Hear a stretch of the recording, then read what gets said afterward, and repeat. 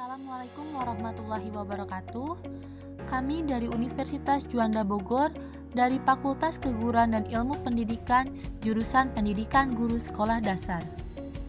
Tujuan dibuatnya video ini yaitu untuk memenuhi tugas mata kuliah Manajemen Pengelolaan Kelas dosen pengampu yaitu Ibu Dr. Rusi Rusmiati Aliyah, Master Pendidikan, dan kami berasal dari anggota kelompok 2 yang beranggotakan yang pertama yaitu Afifah Nur Afianti, NIM H1810182, dan Gisalda Putri Amalia, NIM H1810359.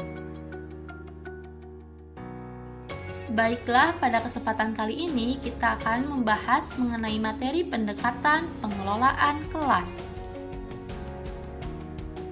Pengertian pengelolaan kelas.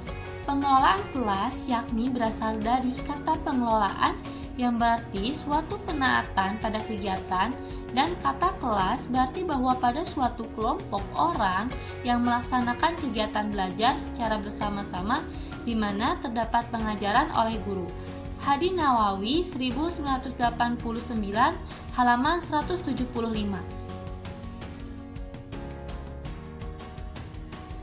Tujuan pengelolaan kelas.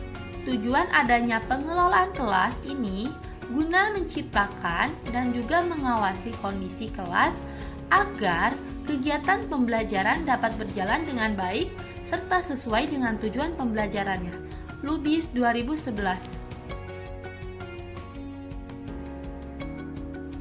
Pengelolaan kelas ini memiliki tujuan yang sangat jelas, di mana tujuan adanya pengelolaan kelas ini guna menciptakan dan juga mengawasi kondisi kelas agar kegiatan pembelajaran dapat berjalan dengan baik serta sesuai dengan tujuan pembelajarannya.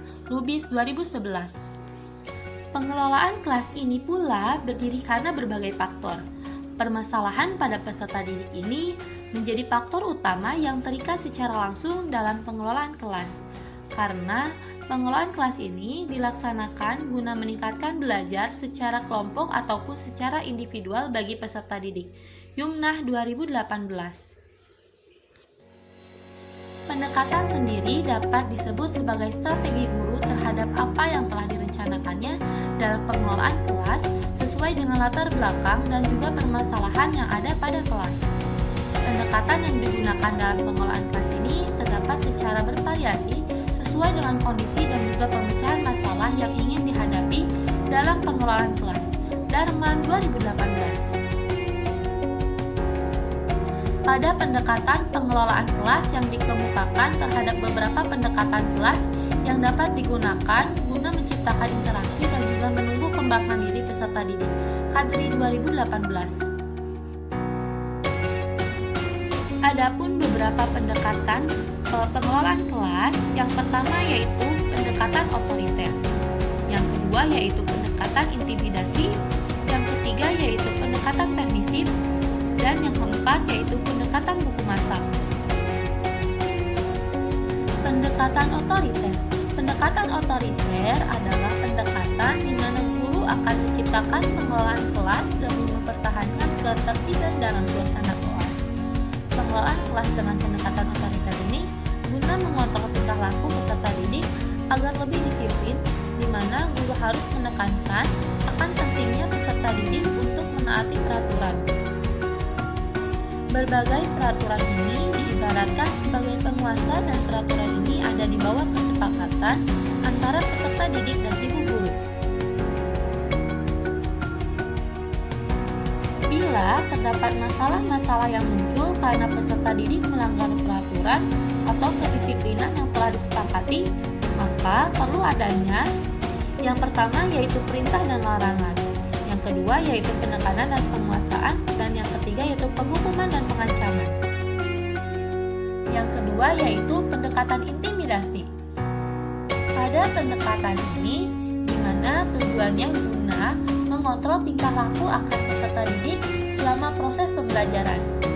Di mana pada pendekatan ini, bila guru sudah tidak dapat mengendalikan akan kondisi kelas, guru dapat memberikan ancaman, sindiran, ejekan, melarang, dan memaksa. Bila guru dapat memecahkan masalah dengan pendekatan ini, disarankan untuk memilih yang lain. Pendekatan ini dilakukan dengan di bawah taraf kewajaran bila tidak akan melukai akan perasaan si peserta didik. Yang ketiga yaitu pendekatan permisif. Pendekatan permisif ini sangat berlawanan dengan pendekatan otoriter, di mana pada pendekatan ini guru sebagai pengarah dan peserta didik dapat mengembangkan dirinya. Karena pendekatan ini menekankan guru dapat memaksimalkan perannya sebagai pendorong dalam meningkatkan kebebasan peserta didik agar bertindak sesuai dengan keinginan dalam membantu pertumbuhannya secara wajar. Yang keempat yaitu pendekatan buku masak. Pendekatan buku masak atau yang sering kita sebut dengan cookbook adalah pendekatan ini berbentuk sebuah daftar yang berisi hal-hal yang harus dilakukan dan juga tidak harus dilakukan oleh seorang guru apabila menghadapi permasalahan dalam mengelola kelas. Daftar tentang apa saja yang harus dilakukan dan tidak dilakukan dapat diperoleh dari jurnal. Pada pendekatan ini, guru hanya mengikuti akan petunjuk yang tertulis dalam daftar, maka dengan ini dikenal dengan pendekatan buku, misal cookbook. Sekian pemaparan dari kelompok 2. Semoga apa yang telah dipaparkan bermanfaat bagi kita semua. Jangan lupa untuk like, comment, and subscribe. Sekian dan terima kasih.